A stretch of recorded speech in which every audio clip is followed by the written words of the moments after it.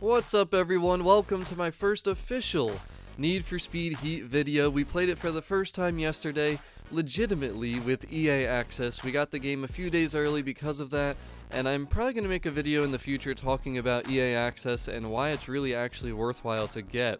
You're going to be paying $4.99, but you actually end up saving money overall, so if you'd like to see me talk about the additions of Need for Speed Payback and also EA access, let me know down in the comment section. But today we are looking at the starter cars, 4 beautiful cars that they let us choose between. Well, is it 4 though? That's the question, and you're going to find out here what exactly I'm talking about. A few things that I wanted to point out though, on the left side of your screen, the little car logo with the number 129 that you're seeing for the first 3 cars, and then also when you go to the Camaro it says 253, as you can see right there. The Camaro is the highest and fastest car. It's the most upgraded car. I believe 400 is the highest level of car in this game. You also want to take note of the little square box that says off-road on the top, drift on the right, race on the left, and road on the bottom. When you build your cars, you can build them towards a particular race setup, or a race style, a spec setup if you will. I've been toying around with that, and we're going to talk about that also in another video, the handling characteristics and how you can really build your cars to drive the way you want them to. There's also live tuning. There's a lot of things that I've been learning about this game, and first impressions after streaming it yesterday for the very first time, I really like this game a lot. Now, what did I pick for my starter car? That's the question. This was a really tough decision because honestly the 65 Mustang, the 1988 BMW M3, and the Camaro are all cars that I've used many times in previous racing games. I decided to let my audience choose between the M3 and the Camaro. Guess what? Nobody touches Poppy's Camaro. What? Nobody touches Poppy's Camaro. Are you kidding me? Why is Poppy's Camaro sitting there as an option for a starter car then? I wanted to pick that just because it's fully upgraded. Why not? It's the fastest car. What a sick joke, man. Sick joke. So I decided to go with the second option.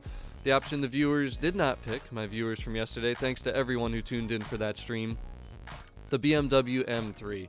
I did not regret my decision at all. The Nissan 180SX, if it was a 240SX, it might have been a different story. I may have went with that, but it's more of a drifting car, and I kind of wanted a race spec car, so that's why I went with this M3. My first impressions when pulling this car out of the garage and driving it for the first time, the sounds, the visuals, the way the camera moved around and everything, straight up Need for Speed Payback. That was my first impression, and some people might not like that. Some people might be like, well, I'm not going to buy this game. Hold up there, because like I mentioned, there's a lot that goes into upgrading your car and tuning your car in this game, and the feel of handling changes immensely. So we're not going to go too deep into that in this video. We're heading over to a race. We're cruising over there in free roam right now. The free roam features in this game are pretty cool as well. There's so many things that I want to talk about. Obviously, we're going to have to make unique videos for each of the different topics, but we're about to do our first circuit race here. The racing, it does, again, when you first play, feel like Payback. But as I unlocked some more performance upgrades and tuned a little bit with the live tuning that's in the game, the handling changed a lot. And it's actually a feel that I've never felt in any of the more recent Need for Speed games. Payback, 2015. So I'm excited to get into it more. I'm going to be streaming it again over the next couple days here before Need for Speed Heat officially releases on November 8th. So if you have any questions at all, please just let me know. Really hope you enjoyed the rest of this gameplay. Let me know what starter car you're going to be choosing when you get Need for Speed Heat. Also, one small little tip for while you're racing. You guys saw that my first race was not very successful. I mean, I ended up winning, but I sucked at driving. Don't hit those walls. If you're a Forza player and you play Forza Horizon 4, you know those rock walls, how you just touch them a little bit, and it just completely slows down your momentum, acceleration, and sometimes spins you out. That's what those red and white walls do in this game when you're racing. So definitely avoid those. They slow you down a lot, and it's not going to help you win races at all. But again, thank you for watching. I'm out.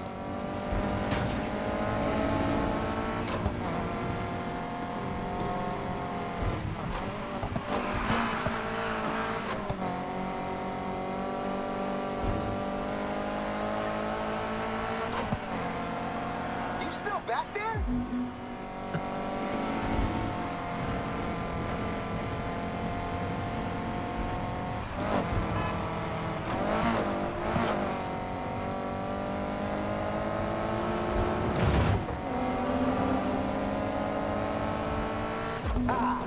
This one's going down to the wire.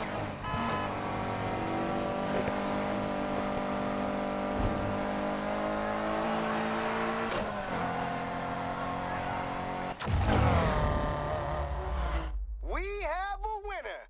Great job. You want to keep competing in the showdown? You gotta keep building your ride. And that takes bank. You race, you win cash, you upgrade. And that helps you win bigger, faster races with more and more prize money. I mean, that ain't the whole story, but it's the basics. And step one for you is buying that nitrous kit.